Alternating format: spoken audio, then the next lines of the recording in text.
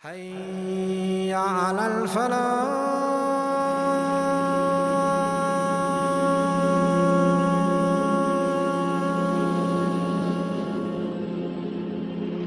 There's no one here that would actually like to be called by bad names or incorrect things that are attributed to them.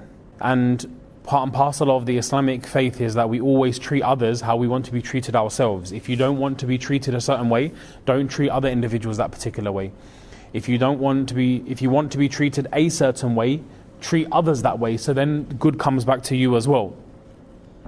What we find is that talking on this subject of affecting people, hurting people, one of the things which we find very common is how the manner we speak to people, relate to people, and at times, Allah forgive, even ridicule people. This is something which as Muslims we need to check, and we need to make sure that we remove from our lives.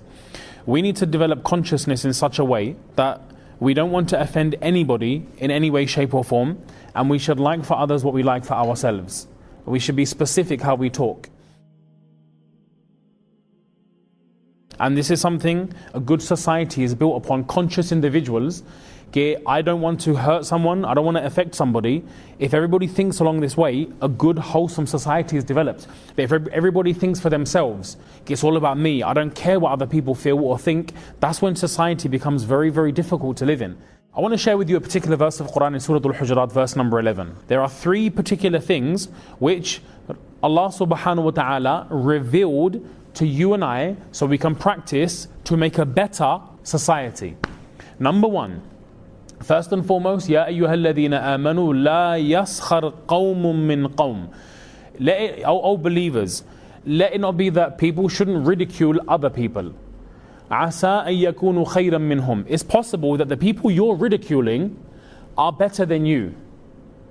And they mentioned وَلَا نِسَاءٌ مِّن نِسَاءٍ عَسَىٰ أَن يَكُنَّ خَيْرًا مِّنْهُنَّ. And specifically Allah subhanahu wa ta'ala, He mentioned women as well, and there's a reason for this in particular. But I want to just focus on this for a second.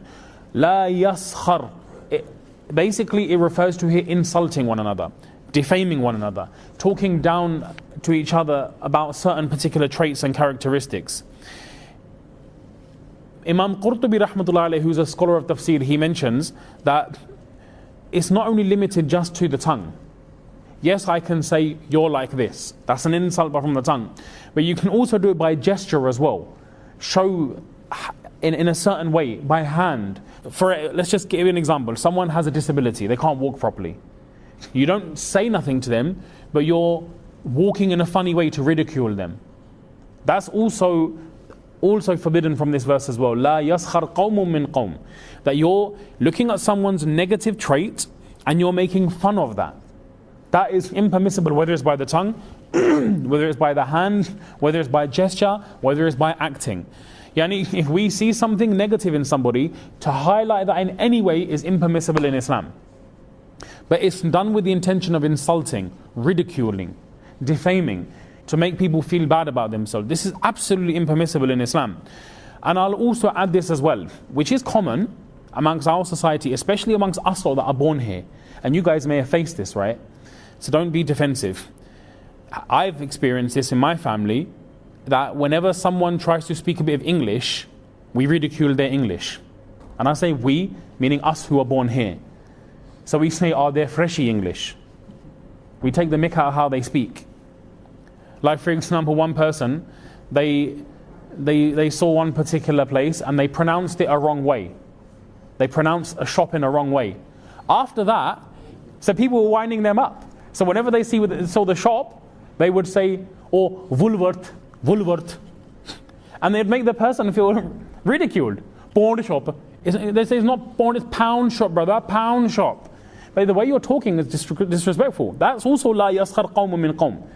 And then what happens is, subhanallah, we see people, this has become a trend on YouTube, right? People make videos ridiculing people. And even Muslims fall into this. And now, alhamdulillah, we've got less YouTubers that do this, but yet we'll like the video, subscribe, ha ha ha, make a meme. This isn't the quality of a Muslim. And I say this because we have family who are from abroad. When someone comes, if you ridicule them for their English, they become defensive. Now they don't want to speak English in front of anybody. Why? Because if I say the wrong thing, they're going to ridicule me and take the mick out of me. So they stay dumb, meaning that dumb is in the sense of not speaking. They pretend that they can't speak. They show themselves as not able to converse because if they say the wrong thing, you're going to get ridiculed. Does everyone understand where I'm coming from? Okay, so there's a certain way of pronouncing a certain thing. And unfortunately, because of us, we're born here, right? We can speak English better than the brothers who come from abroad, but that doesn't give us the right to ridicule people. And that's what the verse is saying. عَسَىٰ يَكُونُ خَيْرًا مِّنْهُمْ. Don't think just because they can't speak English as good as you that you got to ridicule them. They may be better than you. Well, you think you got that fazilat because you can speak English. Well, just because you can speak a bit of English, just because you got a red passport, just because you got a business, just because you got a bit of money. They only came here now, you came here 20 years ago. Then what does that make you better, does it? No, only Allah knows who's good and who's not. So I feel this because I have relatives and they've gone through this, and we hear about this as well. So it's our duty to highlight this. And I hope and pray that someone listens to this, and then they will pluck up the courage to go to those people and offer an apology and say, I'm sorry, if I ever made you feel like that, I'm sorry. And just offer an apology. An apology will go a long way, inshallah. But nevertheless, what is interesting in this particular verse, Allah Ta'ala mentions, لا يسخر قوم من قوم عسى يكونوا خيرا منهم ولا نساء من نساء. Allah specifically mentions women in addition to mentioning men. Any guess why? Women are worse for this, that's why. They take the mick even more. Women they ridicule other women. Women are they hit really low blows. What they do is that you'll find that if a woman presents something on Instagram or Snapchat or Facebook or something of the like, which Allah forgive, which shouldn't happen in the first place, but if people are doing it, the hate comments come from other women. And they try to ridicule them for something to bring down their fame, to make sure they don't get the attention, they don't get the spotlight. There's a whole reason and for this is because they actually are craving attention for themselves. And when they don't give that attention and someone else gets it, they feel they also want a slice of the pie, they feel jealous. So women are more jealous in their nature in comparison to men. However, it doesn't mean we don't do it. We also do it as well. But women, unfortunately, Allah mentioned them separately because this guna exists in another level, even sometimes even more. So Allah spoke about them specifically, addressed them separately, women as well, men and women. Quran was sufficient just to say qawmun min qawm, just people shouldn't ridicule people. But with emphasis, Allah mentioned women just to point out that women also shouldn't do this as well. Moving on, وَلَا تَلْمِزُوا أَنفُسَكُمْ. If you translate this, it mentions don't insult yourselves.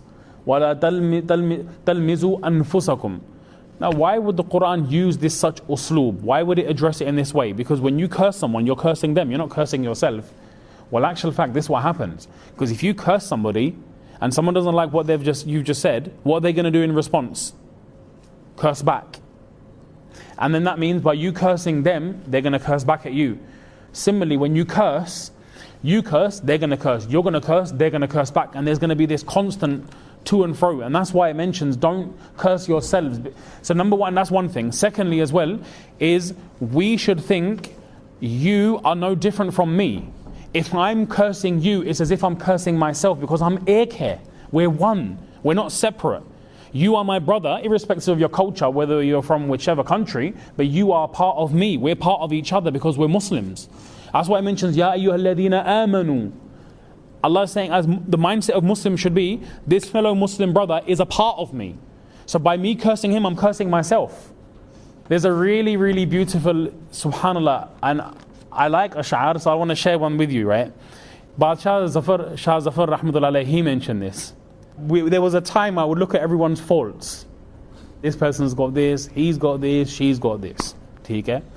But then a time came, I started looking at myself and I thought, subhanallah, there's no one worse than me. I'm the worst person. So what gives me the right to talk negatively about others? So that's what Zafar rahmatullah, that's what he was referring to. It was a nice share, a poem. And the crux of it is this: don't look for the faults of others, because who has faults? We do as well. So when you're looking at the faults of others, and let me just explain something. Why is it I see the faults in you? Why? This brother, for example, a brother, he procrastinates, he delays everything. I don't do that. So what I see, he does that wrong because I don't have that. So for me it looks bad because I don't have that thing inside me.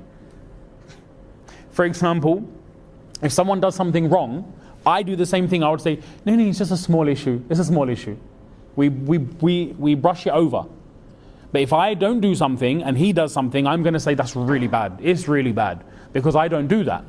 But do you understand where I'm coming from? We look at others in their negativity, in those things which we don't have. Because if I had that negativity, I wouldn't say that's so bad. I would say, oh, he needs to work on this. We're more sympathetic because that thing's in me. But if it's not in me, I run it into the ground because it doesn't affect me in any way, shape or form. So this is why the Quran mentions second thing, وَلَا تَلْمِزُوا أَنفُسَكُمْ. Don't insult one another. And last but not least, I'll mention this inshallah before we finish. وَلَا تَنَابَزُوا بِالْأَلْقَابِ. Don't give each other bad nicknames. You know, Ikrimah ibn Abi Jahl, radiyallahu ta'ala anhu, Sahabi, he's the son of Abu Jahl. When he went to Madinah al-Munawwara, people referred to him as, they would say, oh, this person, he's the son of the Fir'aun of this ummah. So he would get offended by that you know, you addressing me in a way that what my father done, that's his business. It doesn't involve me. Allah subhanahu wa ta'ala revealed a verse in relation to this. There's actually a number of asbab and reasons why this verse was revealed. There's another one in particular as well where Rasulullah sallallahu alaihi wasallam, he referred to a Sahabi by a particular name, not realizing that was a name which he was referred to as, which he didn't like. But it was common in those days, someone would have a nickname or two, a few names, and this is why we should be very careful. When we give names to people, it shouldn't be based on ridiculing them. Generally what happens is we look for a fault, someone does a certain thing, and we ridicule them for that particular trait. For example, there was one person, his eye was a bit closed, so they would call him squinty. Someone couldn't walk properly, so they call him cripple. There was one guy, you know, his ear was a bit pointy. They called him Star Trek. Ibn Abbas radiallahu ta'ala anhu, he mentions something really profound.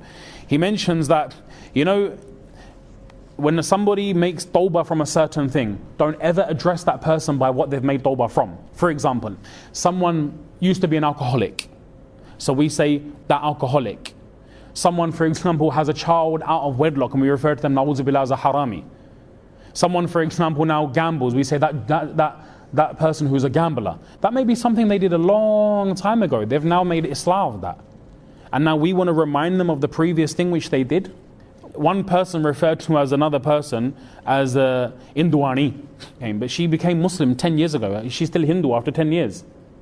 Or where's that particular brother? And they mentioned a negative trait. That is absolutely impermissible within the deen. And it's important to highlight this because unfortunately we do it, man. I mean, it's quite common. Ibn Abbas radiallahu anhu, he said that I fear even ridiculing a dog. Even though it's a makhluq, it's not even insan.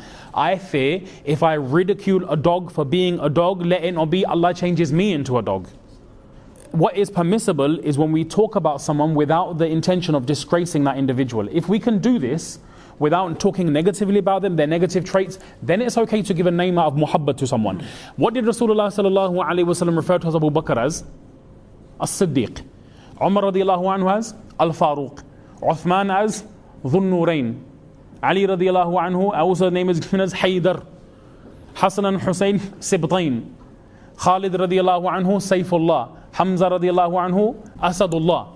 So you see these names, subhanallah, they're good names. Abu Huraira. Abu Huraira means the father of the cat, small cat. But nevertheless, like I said, to give a name based on pyar, muhabbat, that's okay. What's wrong is when we ridicule someone on a trait that they've got, a negative, or something that they've done in the past. That's where we need to just kind of check this. So just the verse again. Ya ayyuhalladhina amanu la yaskhar qawmun min qawm. Don't ever ridicule anyone. Asa yakunu khayran minhum, because it's possible that they're better than you. And women shouldn't do it because it's possible that the people you're ridiculing are better than you. وَلَا تَلْمِزُوا أَنفُسَكُمْ. Don't insult one another. وَلَا تَنَابَزُوا بِالْأَلْقَابِ. Don't give each other bad nicknames. بِئْسَ الْإِسْمُ الْفُسُوقُ بَعْدَ الْإِيمَانِ. This I'll finish on because this is a whole different thing within itself. In short, bad is the name of sin after Iman. If someone's made tawbah from alcohol 10 years ago and we refer to them still as sharabi, that's wrong. If someone, for example, did tawbah from something 10 years ago and we refer to them as X, Y or Z, that's haram. One thing. Second thing is, bad is the name of sin after Iman. For you, let it not be that anyone can attribute any sin to you. We should try our best so no one can point a sin at us. If we're doing something, stop it.